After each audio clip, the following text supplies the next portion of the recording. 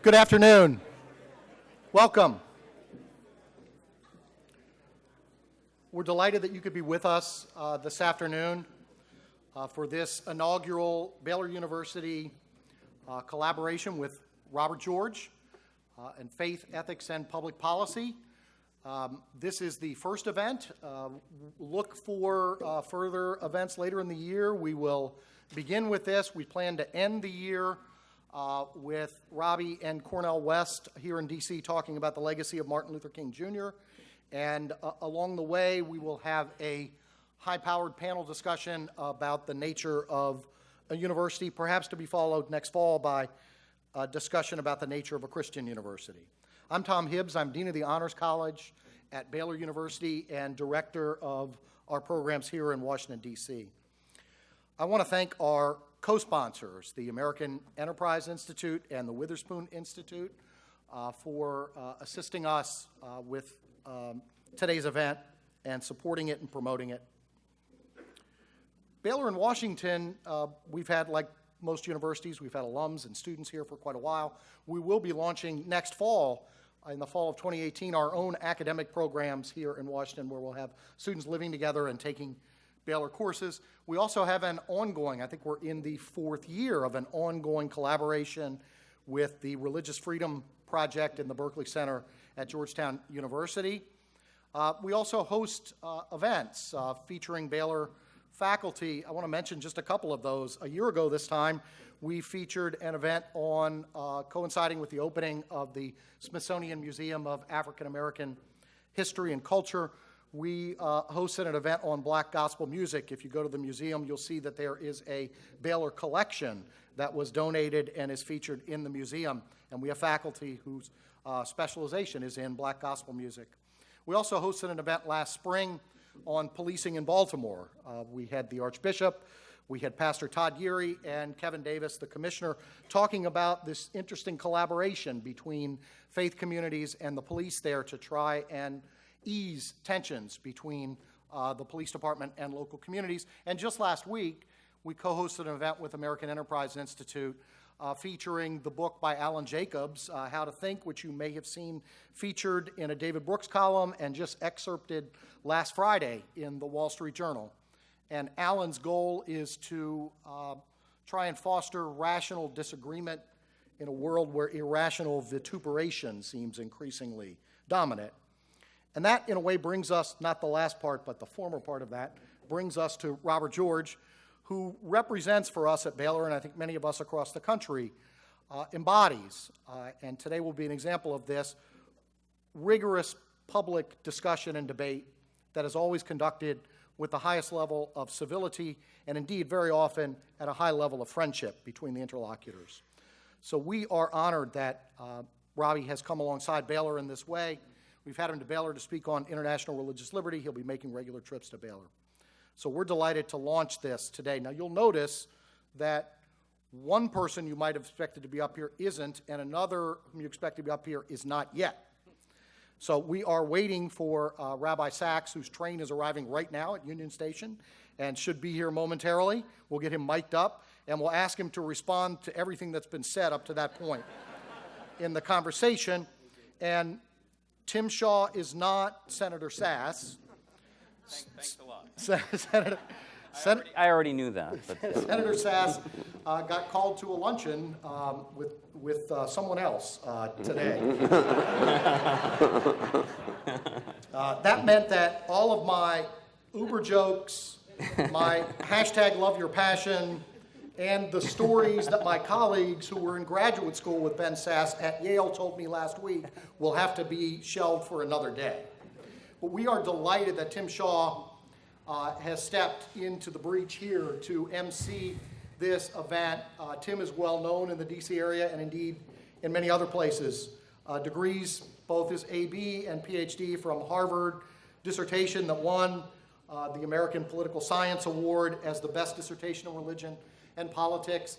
He holds appointments at the Religious Freedom Project at Georgetown and the Religious Freedom Institute. He is also, we're happy to say, he and his wife, Rebecca, both have research professor positions at Baylor in the Institute for the Study of Religion. And we are delighted to embrace them as new Baylor Bears from the D.C. area. Tim has co-authored a number of books, written a number of books.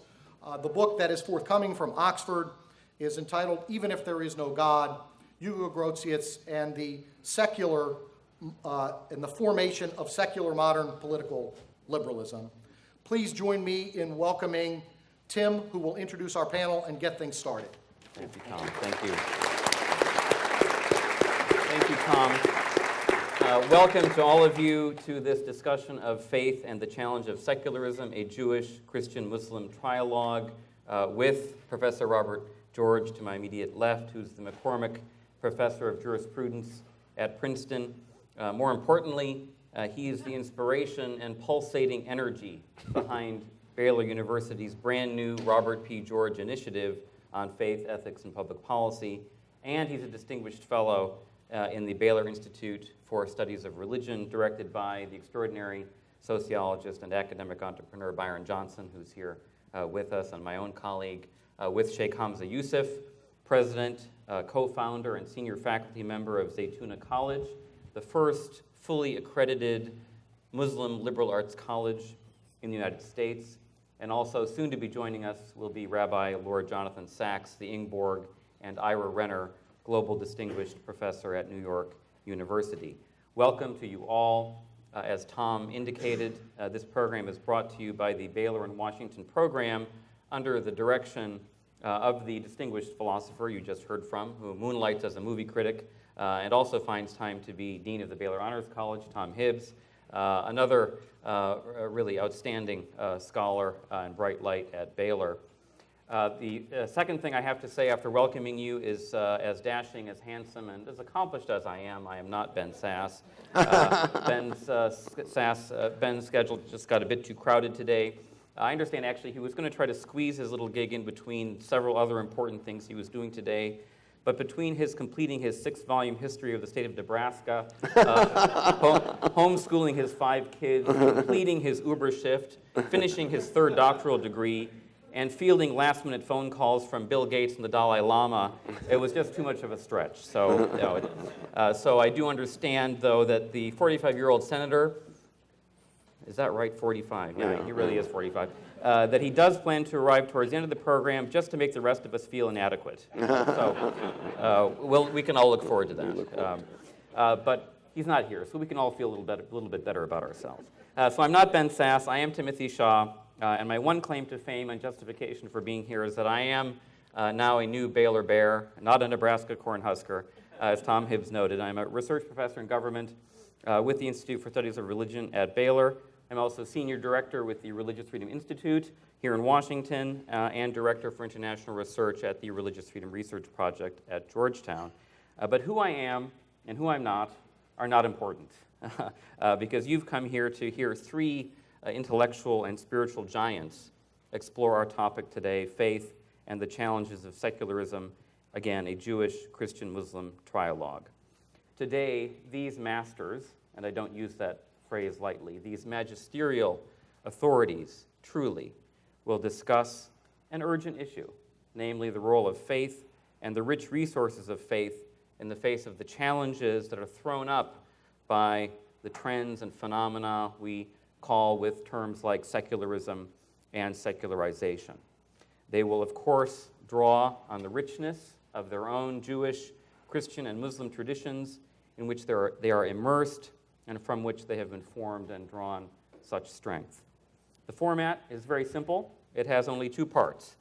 First, I'm going to very briefly introduce these extraordinary individuals, and then second, imagine that I'm like an umpire in a 3-way sumo wrestling contest. I'm going to get out of the way as quickly as possible, as deftly as possible, so I can allow these intellectual giants engage each other, and then in due course engage you in full vigor. I will ask a brief opening question to get things going, perhaps a follow-up question or 2, but I will let these giants have at it and engage each other. And in due course, with about 30 minutes left in our program at around 2 o'clock, I will invite you to join the conversation. Let me briefly then introduce these extraordinary individuals. I'm going to apologize. I'm not going to offer complete introductions of these gentlemen, we would spend the rest of the afternoon if I were to offer complete introductions. So I'm going to briefly introduce these extraordinary individuals. I'm first going to introduce Professor Robert P. George. Professor George is McCormick Professor of Jurisprudence and Director of the James Madison Program in American Ideals and Institutions at Princeton University. He thus, with the McCormick Chair, holds the same chair that Woodrow Wilson held before he became President of the United States. In addition to Professor George's academic service, he has served as Chairman of the U.S. Commission on International Religious Freedom. He previously served on the President's Council on Bioethics and as a presidential appointee to the United States Commission on Civil Rights. He's the author of numerous books, including Making Men Moral, Civil Liberties, and Public Morality, which was an inspiration to me as a struggling graduate student in the 1990s, In Defense of Natural Law, The Clash of Orthodoxies, and Conscience and Its Enemies. More recently, he's the author of Conjugal Union, What Marriage Is, and Embryo, A Defense of Human Life. Professor George, let me say, in addition, is a tireless, gracious, and generous public intellectual who has worked to build bridges and understanding, but also robust, no-holds-barred conversation across ideological and religious lines. Witness his friendship with Professor Cornel West. Witness also his friendship with Shaykh Hamza Yusuf. I know Hamza Yusuf thanks to Professor George, and many of us in this room, I think, have come to know Shaykh Hamza, have come to admire him thanks to Professor George. So we are so grateful, Professor George, for launching this exciting new initiative and being with us today. So let me introduce Shaykh Hamza Yusuf. He too is a dear friend. He too is a model of grace, a model of erudition. I'll note personally that I think I've learned more about W.H. Auden and great 20th century poets from Shaykh Hamza than from anyone else. Deeply learned, humane, widely read. Shaykh Hamza is a truly extraordinary individual, educator, and public intellectual. He's president and senior faculty member of Zaytuna College, as I said earlier, America's first accredited Muslim liberal arts college. He's an advisor to the Center for Islamic Studies at Berkeley's Graduate Theological Union. In addition, he serves as vice president for the Forum for Promoting Peace in Muslim Societies based in Abu Dhabi, which is founded and is currently presided over by Sheikh Abdullah bin Baya, one of the top jurists and masters of Islamic sciences in the world. He is the author of several books and scholarly articles and has translated major creedal Islamic texts into English. Books he has authored or translated include Purification of the Heart, The Content of Character, The Creed of Imam al-Tahawi, Caesarean Moonbirths, Prayer of the Oppressed, and Agenda to Change Our Condition. Recently, Shaykh Hamza Yusuf was ranked as the Western world's most influential Islamic scholar by the Muslim 500, a book edited by John Esposito and Ibrahim Khalin. Along with his extensive training in the Western liberal arts, Hamza Yusuf has studied Arabic and the Islamic sciences for over 40 years with leading scholars of the Muslim world. Most recently, if I may add, without embarrassing him, that he was one of those selected to speak at the awarding of the Templeton Prize in Chicago a few weeks ago, which honored the great Reformed philosopher Alvin Plantinga. And I commend Shaykh Hamza's profound, eloquent remarks, great exercise in ecumenical richness and generosity. Professor Yusuf's remarks are complete with a poem in honor of Professor Plantinga, so don't miss out on reading those remarks. Finally, I'm going to introduce Rabbi Lord Jonathan Sacks, who will be with us momentarily. He had a late train, but I understand he is on his way. I will just introduce him, and he'll be joining us momentarily.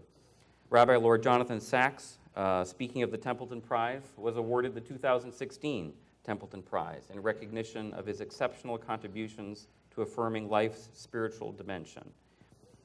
He was the Chief Rabbi of the United Hebrew Congregations of the British Commonwealth, a position he served for 22 years, between 1991 and 2013. He has held numerous professorships at several academic institutions, including Yeshiva University and King's College London. He currently serves as the Ingeborg and Ira Rennert Global Distinguished Professor at New York University. He is the author of over 30 books. Among them, he's published a new English translation and commentary for the Koren Sacks Siddur, the first new Orthodox Siddur in a generation, as well as powerful commentaries on the Rosh Hashanah, Yom Kippur, Pesach, Shavuot, and Sukkot Mazarim. His most recent work, Not in God's Name, Confronting Religious Violence, was awarded a 2015 National Jewish Book Award in America and was a top 10 Sunday Times bestseller in the UK. Among his many, many past works, I will mention only one, particularly relevant to today's discussion, The Dignity of Difference, How to Avoid a Clash of Civilizations, winner of the Grawemeyer Prize for Religion in 2004. I'll also note that Lord Sacks was named as the Beckett Fund's 2014 Canterbury Medalist for his role in the defense of religious liberty in the public square. He won a Bradley Prize also in recognition of being a leading moral voice in today's world. He was knighted by Her Majesty the Queen in 2005 and made a life peer, taking his seat in the House of Lords in October 2009. One could dilate much longer, at much greater length, on the sheer eloquence and accomplishments of these individuals. But their greatness, if I may, before we move on to the discussion, is in the fact that they are not eloquent merely with words. They are eloquent with their whole lives. Soren Kierkegaard once wrote about the great early church father and preacher of the late 4th century, St. John Chrysostom, the golden-tongued preacher, that he is very eloquent, but he gesticulates with his whole life. He initiates some action in public life, and the next Sunday he preaches about it. Truly, all of these individuals are not just eloquent with words. They gesticulate, if you will, with their lives, courageously initiating and acting in public life, and then speaking powerfully and compellingly and winsomely, even as they're acting and making a difference. And their leadership and their argument have an unmatched power and integrity as a consequence of the fact that they put their money where their mouth is. And this very platform that Professor George and Baylor have created here is itself an eloquent act that speaks something very powerful, I think, in today's climate, as we shall see more clearly in the course of our discussion. So, with that, we are going to begin our conversation with a question that we discussed ahead of time with our panelists, and that is a fairly simple question, which I'm going to ask Professor George to address first, and then Shaykh Hamza, and then in due course, Lord Rabbi Sacks.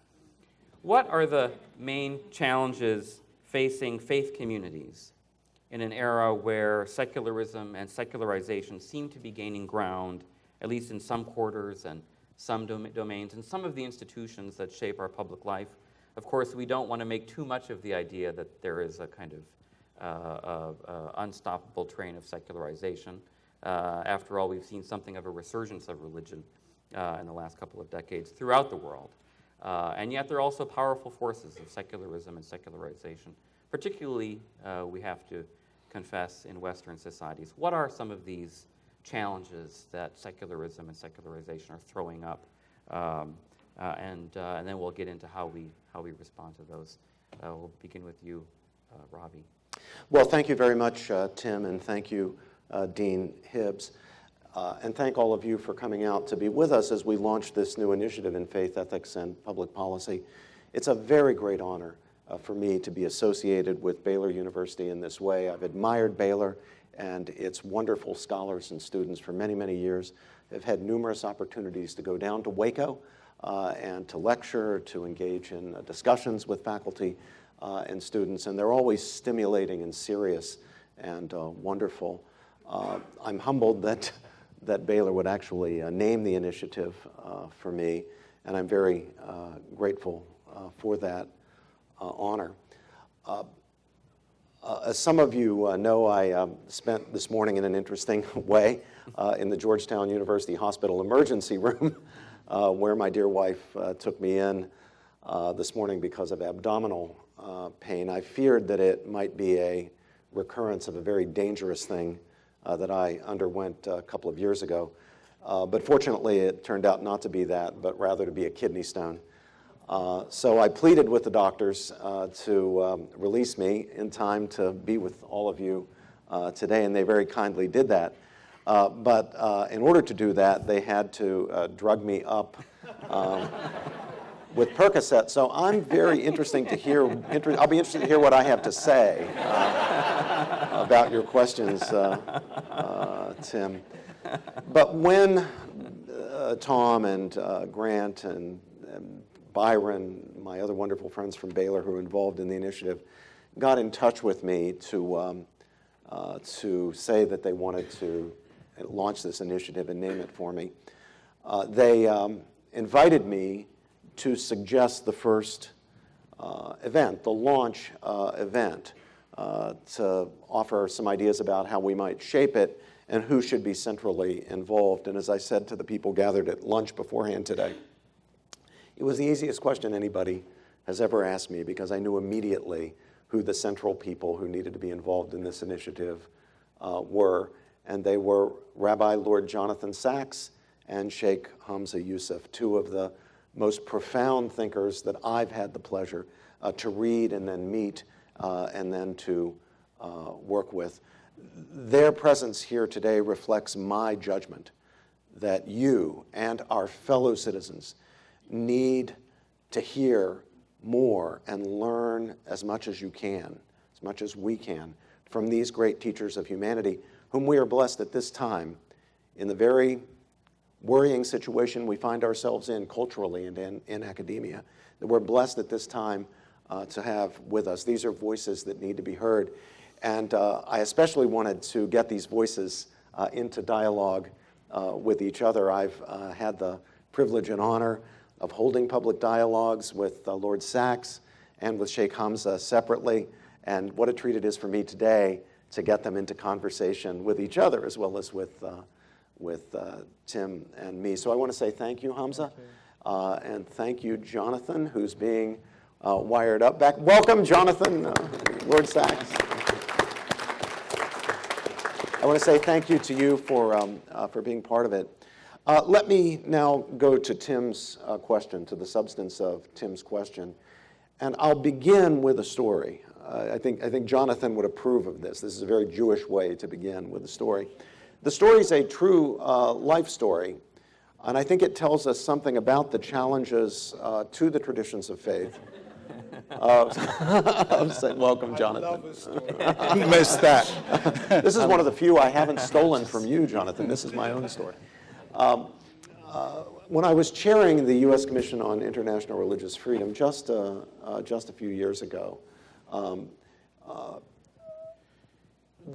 court in Cologne, Germany, a law court in Cologne, Germany, handed down a ruling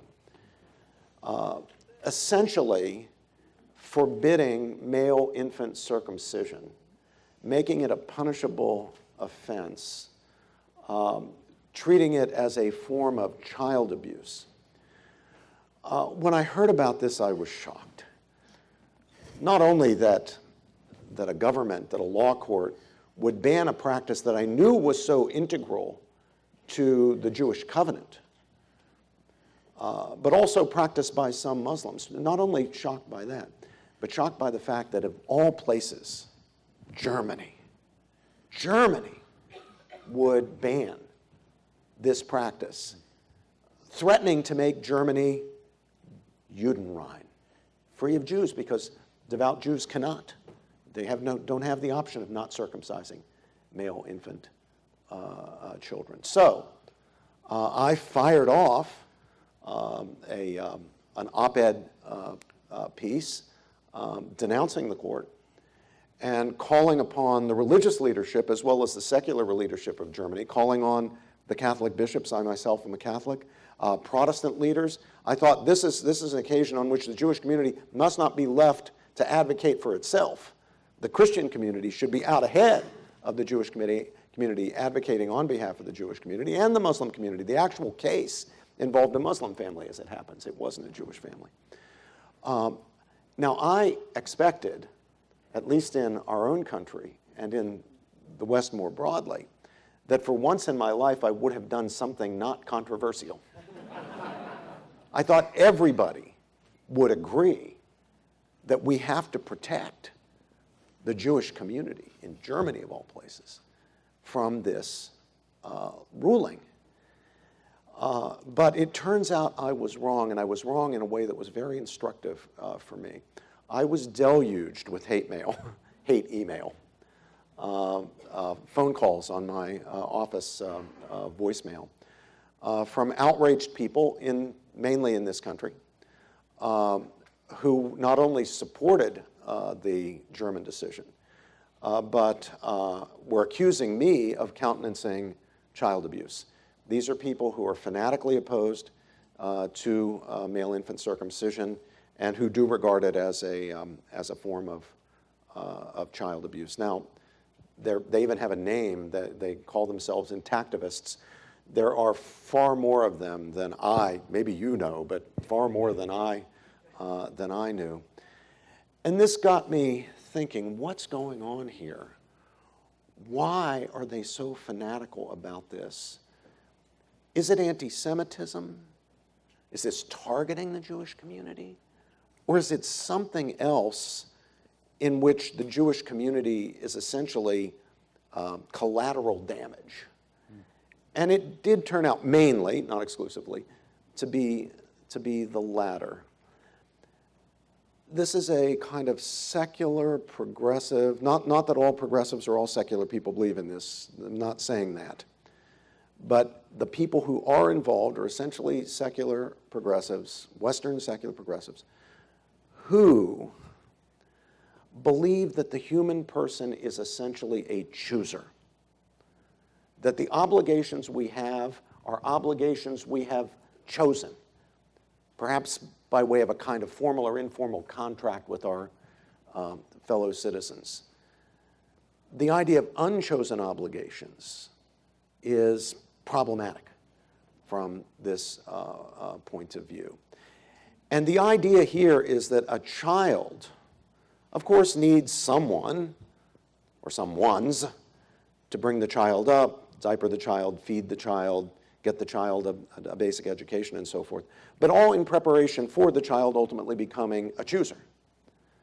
That serious choices must not be made for the child until the child can make choices for himself or for herself. And this imposition of circumcision on the male infant is what the intactivists were objecting to. And this revealed to me that there is a fundamental difference between this particular worldview, this particular secular worldview, and the worldview not only of Jews, but of Christians and of Muslims and of people of faith more generally. The intactivists looked at the baby and saw what the political philosopher Michael Sandel calls an unencumbered self. A future chooser, a blank slate, a tabula rasa, who needs certain care and preparation to become what he eventually will be and make these choices for himself. From their point of view, let the child grow up, and when the boy is 18, he can choose whether to be circumcised or not. I would imagine there wouldn't be a lot of circumcisions, Jonathan, at 18. But how do religious people look? Well, how does the Jewish community look at the baby? In a very different way. The Jewish community looks at that baby, and it doesn't see a tabula rasa or an unencumbered self. It sees a Jewish baby, a Jewish infant. And as a member of this community, already, as it were, encumbered by a family, by a tradition, by a community of which it's already a member, that as a member of that community and of that faith, this child must be, deserves to be, needs to be circumcised in keeping the ancient covenant of the Jewish people that comes through Abraham, the covenant with God that begins with Abraham. And these two fundamental worldviews will have a lot of trouble living just side by side. Now, we know historically religions have had a lot of trouble living side by side, and that's true even today.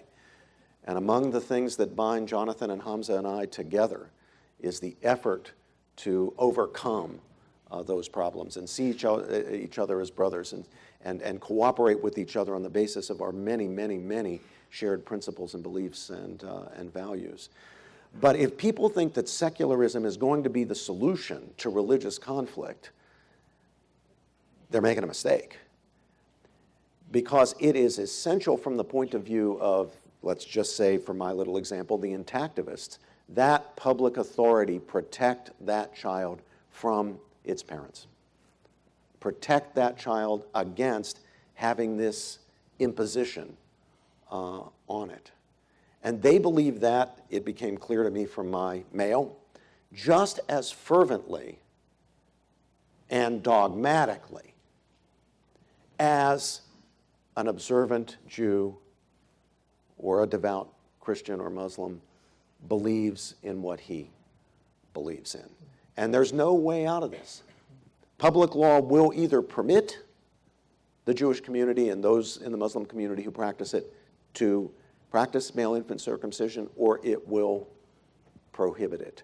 There's a very powerful difference here. Secularism does not represent some neutral playing field that'll keep all the conditions and rules fair for the different faiths to compete with each other. Secularism, as my little story illustrates, is a competitor. It is a worldview.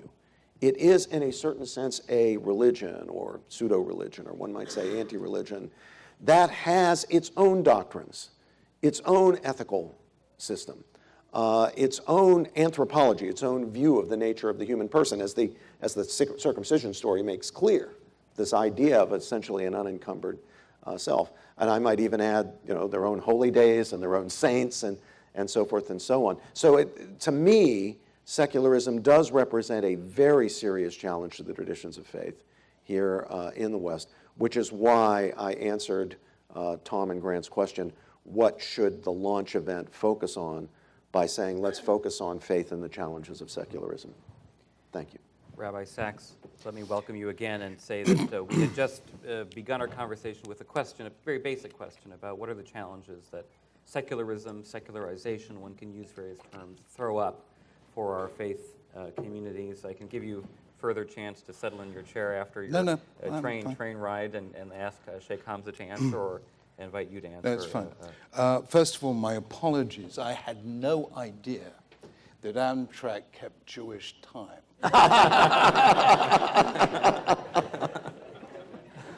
So please forgive me.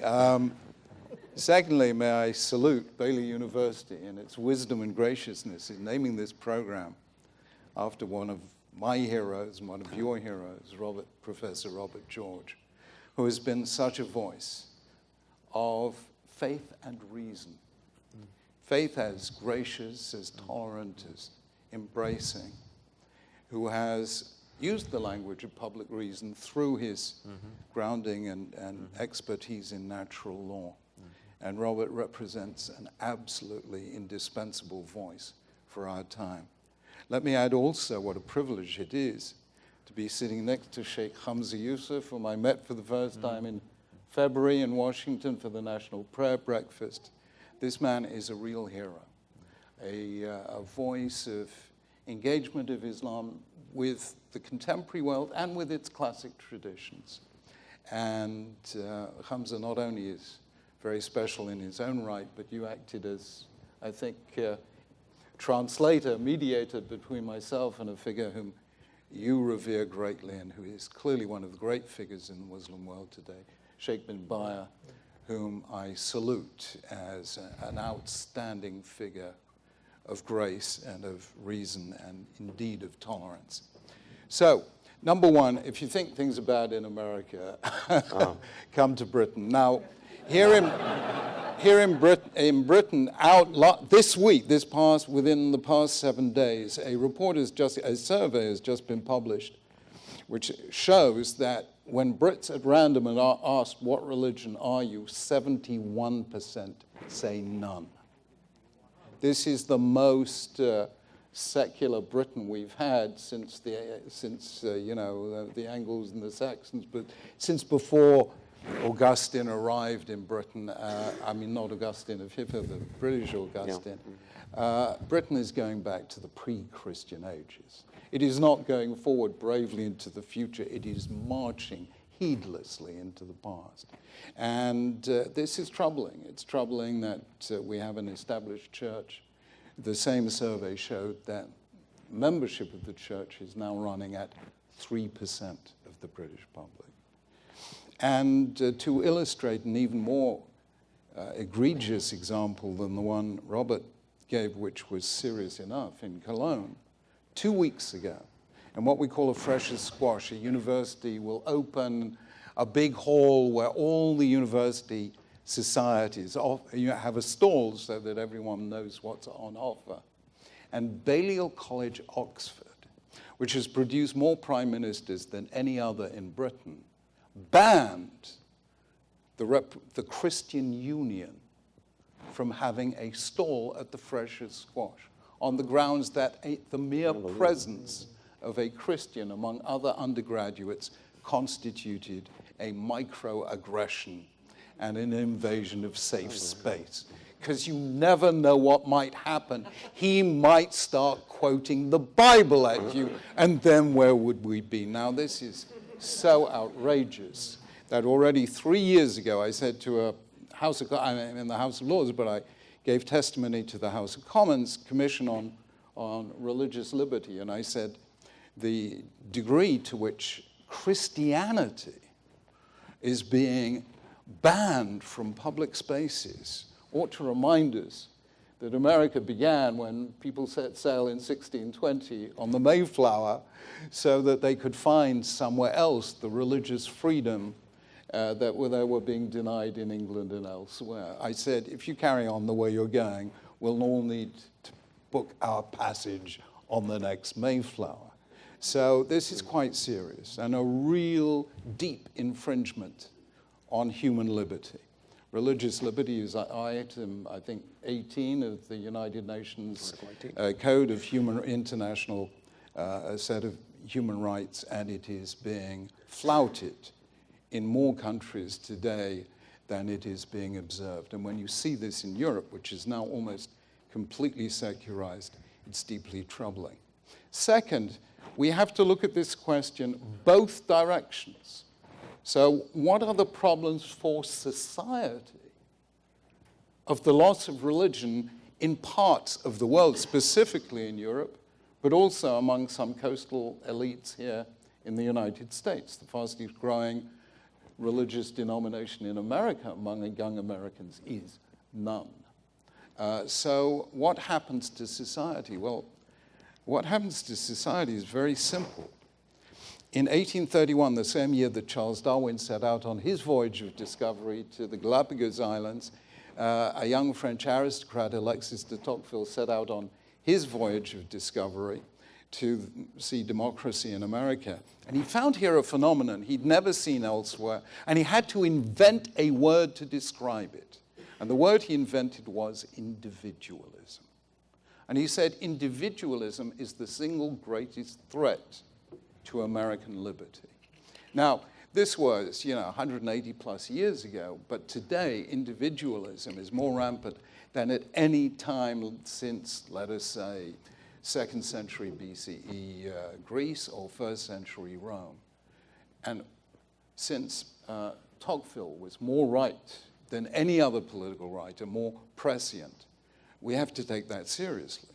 We have to take equally seriously the insights over a century ago of one of the great sociologists of all time, the French sociologist Émile Durkheim, who pointed out that when society lacks a moral code, a shared moral code, what he called anomie, you will find individuals so troubled that they commit suicide.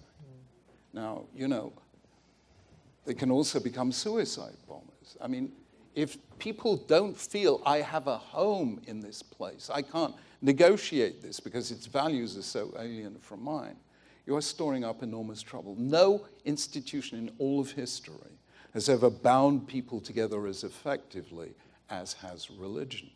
So, and of course in America you have this wonderful overarching civil religion, Robert Beller's phrase, which allows groups of very different religions and of none to coexist.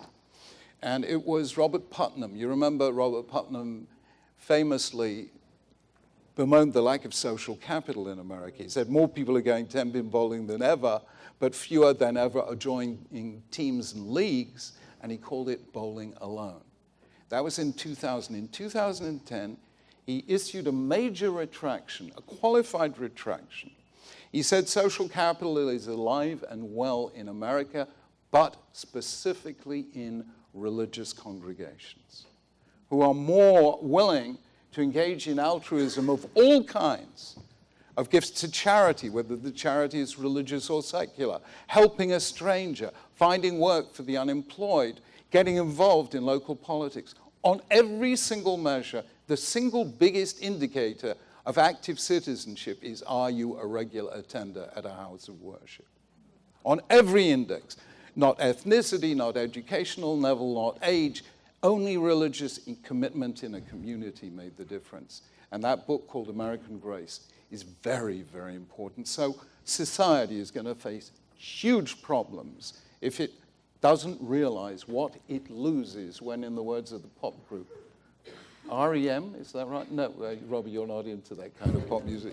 Where, they did a song called Losing My Religion. So when America loses its religion, it's going to lose a whole lot else besides. And those things are what make America a gracious society. Now, in terms of the challenge that we face as religious leaders, I just want to be as general as I possibly can be. And here it is. The major changes in the history of civilization have come when there's been a revolution in information technology. And every revolution in information technology has had spiritual consequences. So the birth of writing, cuneiform in Mesopotamia, hieroglyphics in Egypt, Indus Valley script in India, Chinese ideograms and so on. The birth of writing was the birth of civilization. The birth of the alphabet, 1,800 years ago in the Sinai Desert, was the birth of monotheism. The first people to use the codex, a book with pages, as opposed to a scroll, were Christians. The codex made the spread of Christianity possible. And of course, we are observing this year the 500th anniversary of the Reformation, and it was the invention of printing that allowed the Reformation to happen. Every one of Luther's ideas had been anticipated at least over a century earlier by John Wycliffe at Oxford, but at Wycliffe's time, printing hadn't yet been invented. So his ideas stayed local, whereas with Luther, Gutenberg had created the printing press. There were printing presses operating night and day, putting out Luther's works in their hundreds of thousands. We are going through one of only half a dozen such revolutions in the history of humanity. The computer, the internet, and the social media, and we haven't yet realized its positive spiritual potential. I've tried immediately after 9/11 to hint some way forward in a book that I entitled The Dignity of Difference. In this world that's thrusting so many differences, ethnic and religious, together, can we see difference not as a threat to us, but as a way of enlarging our shared culture and our imaginative horizons? And we haven't yet fully met that challenge, but I think that is the big challenge ahead of us. Can we frame a spiritual religious message that speaks to the young, who I guarantee you are seriously altruistic and are looking for a framework of meaning and aspiration and ideal? And I think that is the task ahead of us for the rest of the century that will allow us to feel enlarged, as I have been personally enlarged by Rabbi and by Hamza Yusuf, and that is the challenge we still have to meet. Thank you. Thank you, Rabbi Lord Sacks. Sheikh Hamza. It's hard to speak after these two gentlemen, but I'm particularly impressed with Rabbi, if that's his brain on drugs. Robbie, what have you been taking? We need to fill Rabbi Sacks. Yeah. But I'm from California. It's not the first time I've been on a panel with somebody stoned. You know, I was thinking wish you just better, Robbie. So, the title, Faith and the Challenges of Secularism, atheists like to invert things, and I could see them having a conference, Secularism and the Challenges of Faith. Because this is part of the crisis that we're in, is that we have, and Jonathan Haidt in his book, The Righteous Mind, right? He articulates, I think, really well this problem that we have of what we privilege as values, like liberty, as opposed to sanctity. And he actually, despite the fact that he's a liberal, makes an argument that religious people have a much broader spectrum of moral considerations than people on the other side. I think there's a lot of challenges that secularism faces, but I think the greatest challenges that religion faces is the stupidity of so many religious people. And I think that secularism actually is a response to that stupidity, because there's so much inanity in religion, and this is what they love. Religulous, which was done by, Bill you know, Maher. this film had a huge impact on people, but it didn't show people like Jonathan Sacks, Rabbi Sacks, or Rabbi Alvin Flanagan. Alvin Flanagan. It showed people that would be better off just not speaking. And this is a problem, because we're in a society that honors freedom of speech, and everybody's entitled to their opinion, no matter how stupid it might be. But one of the things that mass technology has done is it's really given everybody a platform.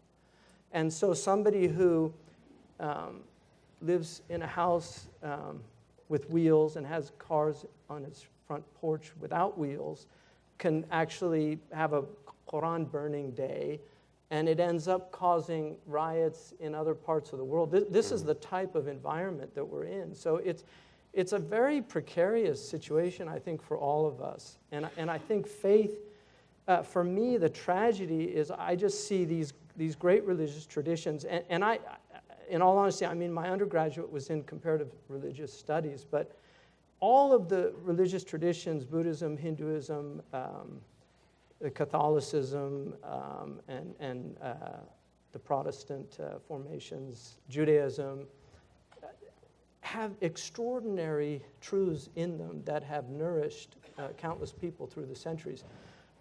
And one of the problems with religion is that when people study religion, they tend to study the history of religion. They actually don't study the religion itself. So very few, most people know about the Crusades, and they know about the Inquisition, but they don't know about St. Thomas Aquinas or the Summa, or what he has to say about the nature of the self, or the trials and tribulations of the self. When we think of Islam now, people unfortunately think of ISIS. They don't think of Al-Ghazali, who had a huge influence on St. Thomas. They don't think of Averroes, who had a massive influence on European thought. They don't think about these giants. When they think of Islam, they think of ISIS and these horrible iterations that have manifested. And so I think religion is an incredible victim of a lot of really poorly practiced religion. And I think the secularists, this is what they latch onto when they attack religion. And so for me, I think if we look at the secularization, and just to define terms, I'm going to use, Harvey Cox has, I think, a good definition, which is the idea of removing religious and metaphysical considerations in society, so that religion and metaphysics doesn't inform the society. But another definition is the disenchantment of nature, because religious traditions, all of our traditions, see the human being as a steward of the earth, and that there's a moral responsibility as a human being. Whereas in a disenchanted world, nature becomes raw materials and resources to be exploited. And the same happens to the human being. So you have a desacralization of politics, so that this occurred obviously first in the West, but it's continued all over the world. This idea that political service has nothing to do with moral or spiritual responsibility. And then finally, the deconsecration of values, this idea that values become relativized and that we don't, values, I mean, secular is from a Latin word which meant the here and now. And so this idea that the past doesn't have anything to tell us, to inform us. And just to give you one example, in a book that I read recently, The Benedict Option. Yeah, I'm glad you mentioned Yeah, that. because I wanted which to is ask you about Rod it. Dreher's Yeah, book. yeah. It's a very interesting book, but one of the things he says, I mean, he's very pessimistic about the situation, and he's basically arguing for a kind of, to create enclaves of sanity where religious people can raise their children. I mean, maybe the Amish in the end will, have been the wisest of us all. But he says that the two things that most threaten the church today are sex and technology. And I think the sex aspect obviously is the type of culture that's been created in the West, the hookup culture. It can't sustain family. And we're seeing, if some of you saw the stats on marriages recently that have just completely flipped in the last 15 years, people don't want the problems of just getting married and having to deal with a spouse. It's obviously harder for the women than the men, but dealing with a spouse is part of marriage, and people don't want the emotional entanglements of these things. And then also, they don't want the sacrifice of raising children. So a lot of people just aren't having children. This is a major problem in Europe and increasingly in the United States and Japan. So I think technology is also enabling this detachment into a kind of autistic world. So a lot of young people now are growing up completely detached from the world that they're in. I mean, I see them at the university almost every day with their phones in, walking with their iPhones and these things, and really in another world. And so one of the most fundamental things about religion is it creates community. You need a minyan in Judaism. You have to have at least 10 people to do certain prayers. In Islam, you need 12 people, the jama'ah. The ecclesia in traditional Christianity, the sangai in Buddhism. The idea, community is at the essence of religion, and at the essence of community is family. Mm-hmm. And family then becomes an extended, it extends out to the community. So the breakdown of these things are directly related to the breakdown of religion. And this is what I think is really being lost on a lot of people. What Rabbi Sacks said, people don't realize what we're going to lose with the loss of religion. Family, I don't believe that family can be sustained without religion. If you look in this country, in 1968, there was I think Humphrey did it, about the crisis of the Negro family. Daniel Paget Moynihan. Moynihan, 65, thank you. yeah. 65. So the crisis of the black family was that 20% of the children were being born out of wedlock. That now is well past 50%. 70. Exactly, 70%. and it's in the white community. You're looking, it's well past 20%, and so In Britain, it's nearly 50%. Yeah. 50%, almost 50% of children in Britain are born outside marriage. Now, to be fair, some of this is common law marriage. I mean, there are people that are in committed monogamous or committed relationships and raising children without having gone through the process of marriage, but a lot aren't. And so the breakdown of the family, which is, it's the building block of the society, I think. So I think we're dealing with a lot of variables out there. And then finally, the last thing, increasingly, I think in the United States, what we're seeing is a French model of governmental attitude towards religion. The United States traditionally was not a laicist model. The secularism did not mean that we exclude faith from the public square. And that's very clear in the foundational writings that we have, and it was confirmed consistently by the Supreme Court throughout the 19th century and others. And so, but whereas now you're seeing that it's the Stephen Carter model, the culture of disbelief. You can tinker with God, but in your garage. And woe unto you if you bring him out into the public space. And so I think that, to me, is deeply troubling. And I think institutionally, which traditionally a lot of institutions now are being threatened, especially religious colleges, churches. I mean, the birth control and the Hobby Lobby situation. These are all affecting all of us. We've talked a great deal about the terrible challenges that are being thrown up by secularism and secularization. Before we turn to our audience, I want to ask each of you to talk about possible responses. You mentioned Rod Dreher, written a book that a lot of people are talking about that is one recipe for responding to an aggressive secularism, namely doubling down on trying to build structures that will help form our faith communities to become more strong and resilient. But I want to ask the question this way. What do you think in this trialogue your respective faith communities can learn from each other? Rod Dreher in his book actually talks very movingly about a visit that Archbishop Charles Chaput, a Catholic Archbishop of Philadelphia, made to Yeshiva University in 2012, Rabbi Sacks. And Archbishop Chaput talks very movingly about how struck he was by the intensity and the passion and the love of the students at Yeshiva for the Torah. He was struck by the way the students studied in pairs. And he thought this is something that Christians can learn from Jews.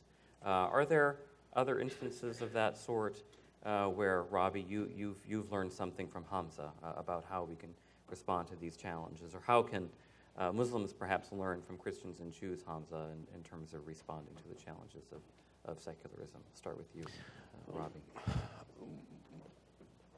Well, I mean, the first thing that any faith tradition that's attentive can learn from Judaism and from the history of the Jewish people is survival.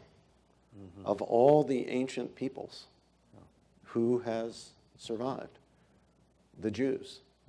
Now, I'm a critic of the Benedict option. I have great respect for Rod Dreher. Yes, yeah. I have great respect for Rod Dreher. I represent the other point of view, which I'll talk about in a moment.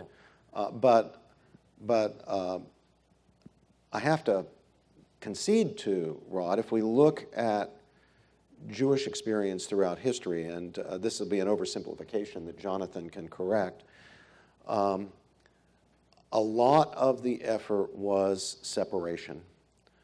Separating from the corrupted nations, refusing to capitulate to infanticide, to sexual immorality, temple prostitution, always with some members of the community, sometimes large members of the community, falling into it, but always with the core and the remnant sticking and separating from it. So if I were doing a brief for Rod's Benedict option, I would point to those aspects, to Jewish separation from corrupt surrounding cultures and nations as evidence for that. But I think that the tenacity of faith, the determination to hand on faith to the children, the refusal to accommodate and capitulate to what, from the point of view of the faith, can only be judged to be wrong, despite the carrots and the sticks that are used to compel capitulation. There's always a temptation, no matter what your faith is, in the face of a hegemonic power opposed to that faith, the temptation is always to give in order to get ahead. And sometimes if you don't give in, or sometimes whether or not you're prepared to give in, there's compulsion.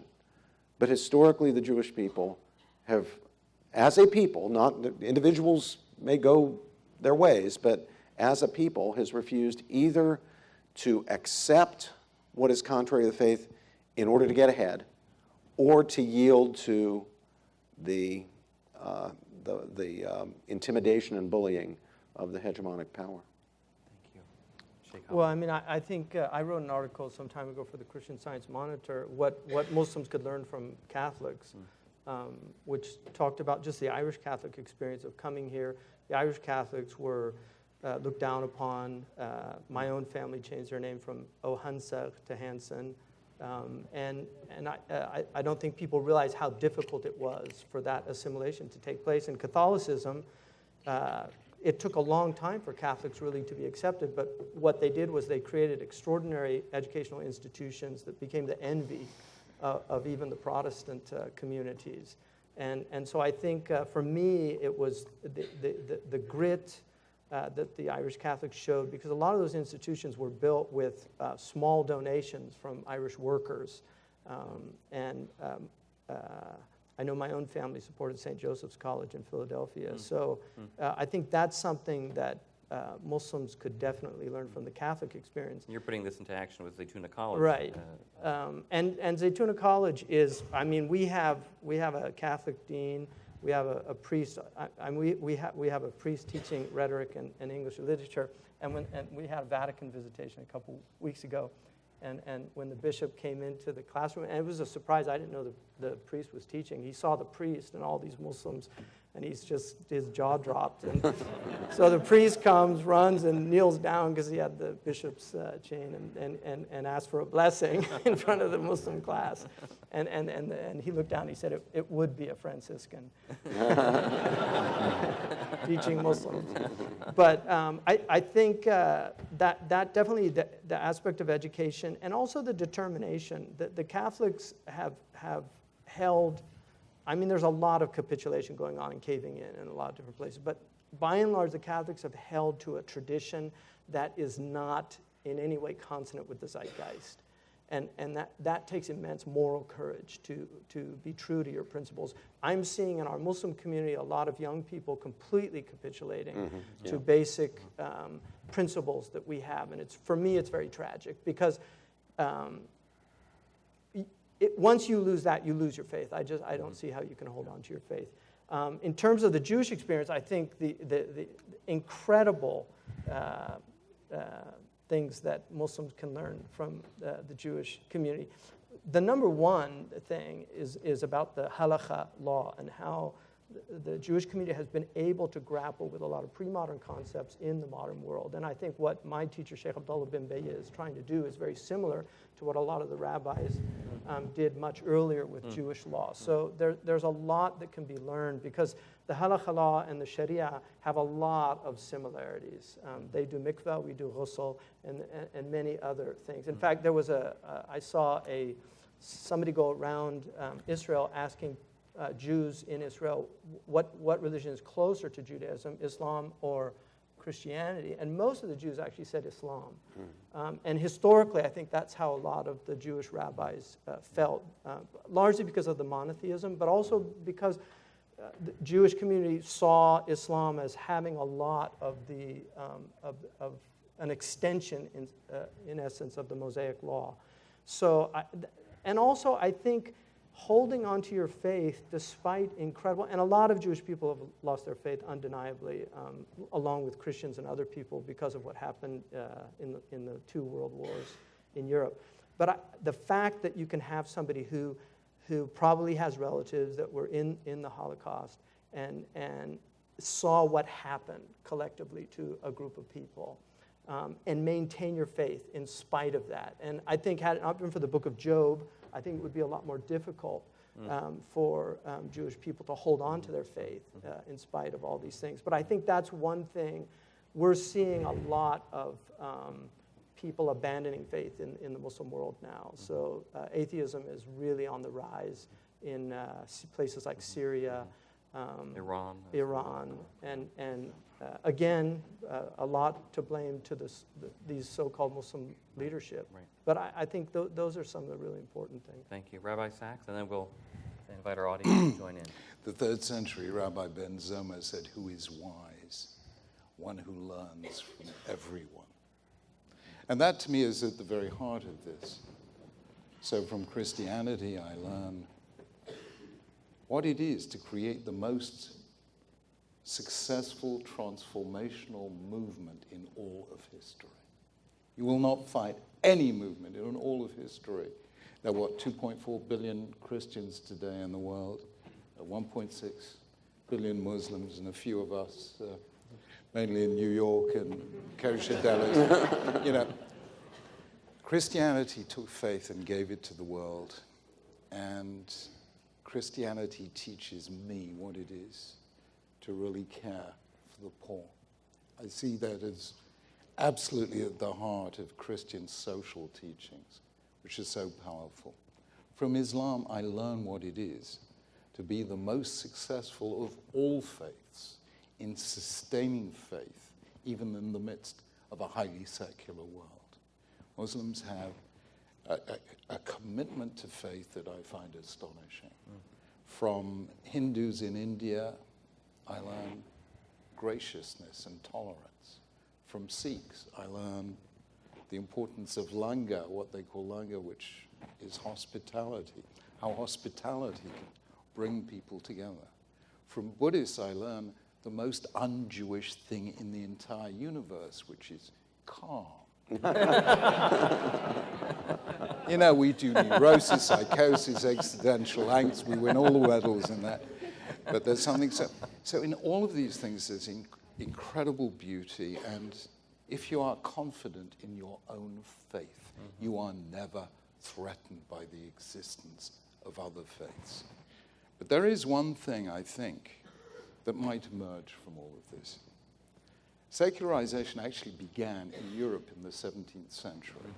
And it began after pretty much a century of religious wars following the Reformation, first in France, then the 30 Years' War in Central Europe, which may have cost as many as a third of the population of Central Europe, brought to an end only with the Treaty of Westphalia in 1648, which is the foundation of our current world order.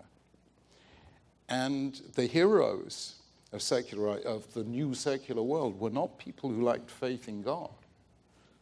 Newton and Descartes. Newton spent more than half his time writing commentaries to the Bible.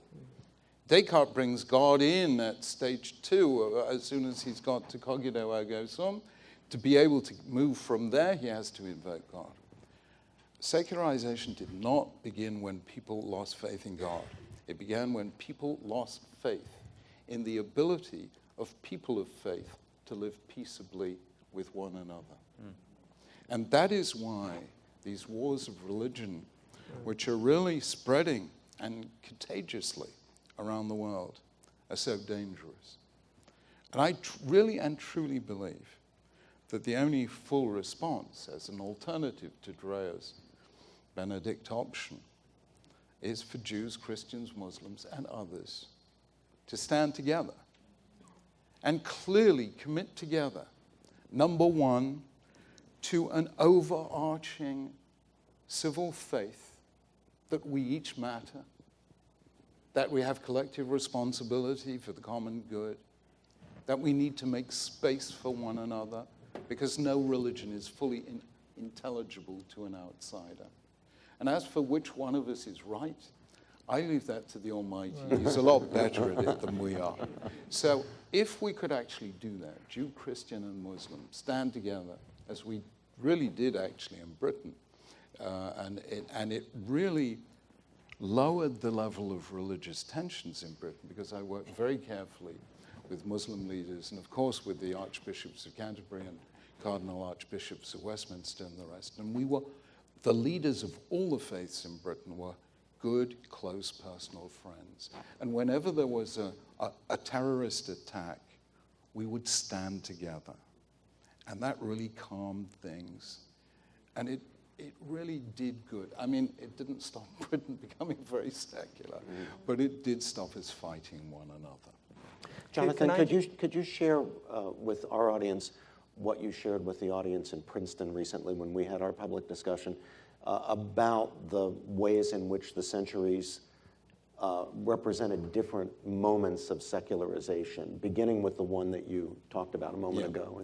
As far as I can see, secularization happened in 4 stages, each one with its own century. So the 17th century was the secularization of knowledge, with Newtonian science and Cartesian philosophy, knowledge without dogmatic assumptions, which was reason and observation, philosophy and science. In the 18th century came the secularization of power, with the American Revolution and the First Amendment and the French Revolution, the formal or substantive separation of church and state. The 19th century was the secularization of culture, when the museum and the concert hall and the art gallery took the place of houses of worship as places where you encountered the sublime and the beautiful. And the 20th century saw the final secularization, which was the secularization of morality. In the 1960s, throughout the West, the two foundations of the Judeo-Christian ethic, namely the sanctity of life and the idea that there is such a thing as a sexual ethic involving fidelity and the covenantal nature of marriage, those two just disappeared throughout the West. So we've gone through 4 stages of secularization, and there are no more stages to go through short of complete atomization of society. Because I have pointed out the 4 great institutions of modernity, science, technology, the market, and the state, cannot answer the 3 questions that every reflective individual will ask sometime in life. Who am I? Why am I here? How then shall I live? The science tells us how but not why. Technology gives us power but doesn't tell us how to use that power. The market gives us choices but doesn't tell us which choices to make. And the liberal democratic state gives us a maximum of freedom but no guidance as to how to use that freedom. Therefore, religion will return. But in the meantime, we've got a gap to fill. I just want to say about, I think there's a good antidote for this idea that somehow the secular state, this is what William Kavanaugh wrote a book called The Myth of Religious Violence. And I think he makes a very strong argument, despite his nominalism, he makes a very strong argument that these wars had really very little to do with religion, and religion is always impressed into war. What's happening in the Middle East, I mean, to illustrate that, the Iraqi that says, are you a Sunni or a Shia? And he said, no, I'm an atheist. He said, well, what are you, a Sunni atheist or a Shia atheist? I mean, this is what, I think that illustrates very well the reality of a lot of these conflicts. Ireland is much more about British control and rule of Ireland than it was ever about Protestant Catholics. The religion became enlisted in that. And so I think it's really important for us to recognize that that religion is very often the first victim or first casualty of war. Jonathan's mentioning that calm is a sort of un-Jewish thing. It reminded me of my dear old friend Midge Decter used to describe a Jewish telegram. This is a telegram that simply said, worry, details to follow. Well, you've heard, as Robbie promised, from 3 great masters, and now you'll have a chance to engage these extraordinary individuals. So I think there are microphones in each aisle, so how will we handle this? Yeah, please just step forward to the microphone. Is there one on this side? Hello, my name is Nathan Weininger with the 21st Century Wilberforce Initiative. My question is related to confronting issues of secularism in other places. My organization works on international religious freedom, and oftentimes persecuted peoples in other places are encouraging secularization. Obviously, those are different things, but we're using the same words. How do we communicate with them and work together for the sake of That's a wonderful point. Many people who advocate for religious freedom in India would want to strengthen the Indian secular state. Thank you for that. Well, speaking now as a Catholic, although I think this principle is one that could be embraced by all faiths, there's a distinction between secularism as an ideology that competes with the great traditions of faith and other secularist ideologies. There's a distinction between secularism and a legitimate realm of the secular. That is an area in which we conduct our business together without anything turning on specific sectarian sorts of assumptions. We might look at the difference between the American and French revolutions. These are very, very different revolutions. There is nothing remotely approaching the hostility to faith of the French Revolution in the American Revolution. Quite the contrary. John Adams, one of the great leaders of the American Revolution, commenting on our Constitution, said that our Constitution is a constitution for a moral and religious people and will not serve any other type of people. So he recognized the legitimate domain of faith, which was not to be privatized and stigmatized and marginalized. It had its legitimate role, including in the domain of public discussion and public affairs. At the same time, he held for, as did all the American founders, leading American founders, no state religion, no official state religion, that there's a legitimate secularity at that level so that people of all faiths can participate fully as citizens in this new republic, perhaps even more important than our First Amendment protection of the free exercise of religion, perhaps, is, which is found in an amendment to the Constitution, in the First Amendment to the Constitution, perhaps even more important, is a principle that's entrenched in the body of the Constitution. It didn't require an amendment, and that is the no religious tests for office principle. That meant that all Americans could hold all offices, quite irrespective of their particular religious affiliations and beliefs. That's the legitimate realm of the secular that we mustn't throw out as throwing out a baby with the bathwater. To be against secularism as a militant and missionizing ideology that seeks to drive the traditions of faith to the margins and off the edge, to reject that, you shouldn't reject the legitimate secularity. Thank you. mean, if I can we just- need to end. Yeah, Jonathan we wants need to end we need to end promptly at 2:30. So forgive me. I want to have as many people ask questions as possible. And please do keep your question brief. Yes. Yeah, I think you mentioned about three religions here, but you didn't really address any other religion like Confucianism or Buddhism or Thank you. Taoism. Thank you. So, and if there's any conflict, let's say in separation of church and state, or a capitalist, that kind of conflict about fundraising and morality or corruption, could you address these issues? See if our education system should be changed, and with some material of Confucianism, that kind of things, so Thank we you. can Okay. be Thank you. calm Thank and you. peace. Thank you. We did hear a little bit about Buddhism and In, Sikhism, in thanks my, to in my Rabbi ethics Sacks. class, I always began with the Analects as really the beginning of virtue ethics. So. Yeah. If you look at the world, the great Abrahamic monotheisms, there are theological differences.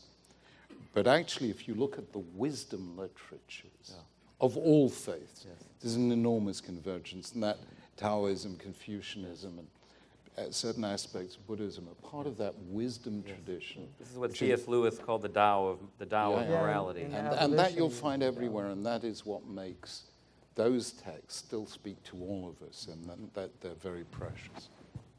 Picking up on Professor George's point about us becoming a society of choosers, in a culture where will dominates everything, and in effect we are individual gods deigning for ourselves what is true and what is good and what is beautiful, and nobody's determination is any better or worse than anybody else's, so who are you to tell me how to behave or what to think? In that kind of culture, how does one even start the dialogue about absolutes? Well, first thing to notice is that secularism, as it presents itself today in the West, is not a relativist doctrine. It's not. It's got its own absolutes, and it's very absolutist about its absolutes. And you know, it has rules that it wants everybody to obey, even if those rules contradict the rules of the faith, which is what creates the great religious liberty issues of our day. To me, the fundamental problem isn't relativism as such among secularists or with ideological secularism. I won't be able to go into much detail here. If you want to fish around in my readings, you'll see in my writings, you'll see where I've fleshed this out a bit. I think that it's anthropology. It's the difference between the secularist and the religious understanding of the human person. Secularist ideology has essentially accepted Hobbes's conception of the human being as a machine for having experiences. Religion, the great Abrahamic faiths, the great faiths of the East, could never accept such a notion. And the upshot of that practically is that we now live in an age of feeling, an age where the reality of human goods that we can participate in and whose integral directiveness we can guide ourselves by, the reality has been replaced by a desire for the experiences, the experiential component of that. But experience and reality are not the same thing. What matters is the underlying reality. Now, ordinarily, when you do good things for good reasons and respect the moral imperatives, such as do unto others as you'd have them do unto you, it also results in pleasant experiences. That's part of the perfection of the thing. You feel good about yourself. But it's not the feeling good that ultimately matters. It's the doing good, because human beings are not just machines for having experiences. My name is Wesley Hodges. I'm a Baylor graduate, and I work at the Federal Society. Great. Thank you for your time, sacrifices, and expertise as faith leaders. Sheikh Yusuf, you mentioned that the Benedictine options argument is that sex and technology are the greatest threats to religious community. Dr. George, you mentioned that the respectful disagreement, mentioned a respectful disagreement to the option, how we shouldn't answer these intrusions of destructive uses of sex and technology by isolating ourselves. And Rabbi Sacks, you gave a hopeful comment that technology can have great positive spiritual power. Would you please comment on how our traditions ought to approach modern technology in the light of secularism's challenges? Thank you. I want to hear Lord Sacks and Shaykh Hamza on this. I'll just say, for my part, very quickly, I think that the traditions of faith and people of faith have essentially three options. One is to capitulate. One is to separate ourselves in the hope that we'll be left alone to bring up our own families and nurture our own traditions. And third, engagement. That is active engagement. I think it has to be the third.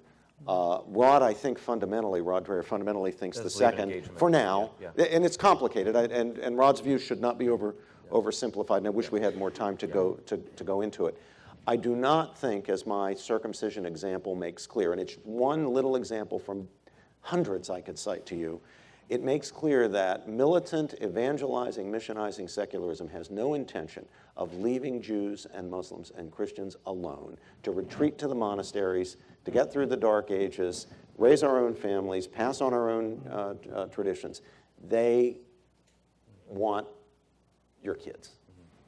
In fairness to Rod Dreher, one point that he does make is that even as we build our enclaves, the one way we have to engage the wider culture is to defend our religious liberty. Right. That was one of the dominant themes of the remarks of all of these wonderful thinkers, that is one thing even those of us who may want to create enclaves, we have to have religious liberty to be able to sustain our own structures and communities. Just to say about the sex and technology, now the two have become a hybrid. And so a lot of our young people, especially young boys, at the age of, the first exposure now is about at 9 years old on pornography. To pornography. And Dr. George and I were involved in an initiative trying to fight this. And people think religious people are always obsessed with sex and pornography and things like this. But the reality of it is that the ancient world had a lot of mystery religions that were based on a Dionysian type of sexuality. Sex is very powerful, and it can become, as was pointed out in her essay on the 7 deadly sins, Dorothy Sayers pointed out that very often sex becomes a substitute for a culture when they lose religion. And in our tradition, Imam al-Ghazali, and this is also probably from Gregory, but Aquinas brings up the daughters of lust. And a mortal sin is a habitual sin. It's something that you do habitually. A lot of people are addicted to pornography, which is a habitual sin of lust. And being in a state of lust, the daughters of lust, they're called banatu shahwa in the Arabic tradition. The daughters of lust, one of them is spiritual blindness. Another is distractedness, acedia, distractibility. But one of them is hatred towards the things sacred. And despairing of God or animosity towards God. And so I think people don't realize the connection that we're seeing in our culture that's directly related to a completely sexualized civilization. If you want to read a really, I think, an important book, Pamela Paul, that exposed me to a lot of this, she wrote a book called Pornified. This is a secular liberal woman who found out about this world and wrote a book about how devastating, and I don't think a lot of people realize what's online and what people are exposed to. Chris Hedges, his second chapter in one of his books, goes into graphic detail about what young kids are exposed to today. Rabbi Sacks, you will have the last word. First of all, if you want to see what can be done through this technology, go and look at our website. We're working on this one, we really are. And we're experimenting with new forms, whiteboard animation, short videos with music and imagery to create moments of spirituality and so on. And in terms of sexuality, there was a book a couple of years ago in the States by somebody who became an Orthodox Jewish woman just because she wanted to recover the integrity of a physical relationship, Wendy Shellitt's book, Modesty. And it's a really good book. The three positive possibilities of this technology are, number one, Sergey Brin and Larry Page's commitment to the democratization of access to knowledge. That is so powerful. The countries that never really had access to good education, and kids who never had it, now have access to it. Number two, Mark Zuckerberg of Facebook has just changed the mission statement of Facebook from connecting friends to creating communities. And it was very interesting that Mark Zuckerberg and, what's her name, Sheryl Sandberg, both on our holy day, Yom Kippur, sent out religious messages as committed Jews. And I had never seen that actually in public before. So they too are beginning to realize that they must be responsible for making sure that things like Facebook help preserve our basic human and spiritual values. And I think the third thing is simply that, you know, we are connected together in a way that no human beings ever have been. Facebook is just about to have its bar mitzvah. It's 13 years old.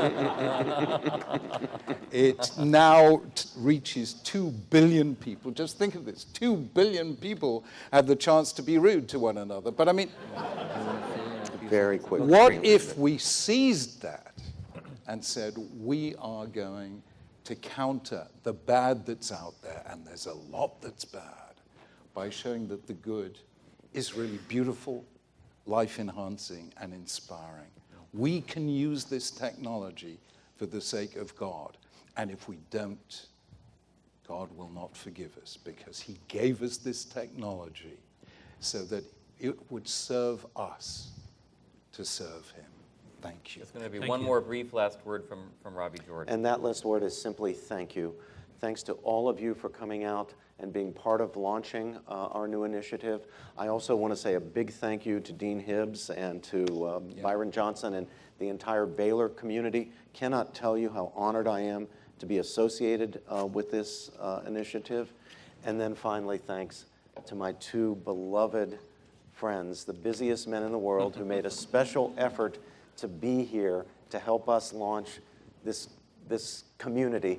And I love you guys, and thank you so, so very, very much.